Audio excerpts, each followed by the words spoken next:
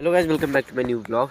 तो अभी हम लोग जा रहे हैं घर, क्योंकि सामान लेकर आए हैं। यहाँ पे सामान रखा है, पीछे दिख रहा है या नहीं, अभी घर जा चल के दिखा दे। और आज का मौसम देखिए कैसा हो रखा है। ये देखिए, रुकिए अभी उल्टा क्या, देखिए काफ़ी सुंदर है ये धान। अभी चलते हैं घर। अभी घर आ चुके हैं और यहाँ पर दुकान, और अभी सामान लगाते हैं दुकान का सामान। अभी चलते लगाते हैं। आम का पेड़ देखिए पहले एक बार।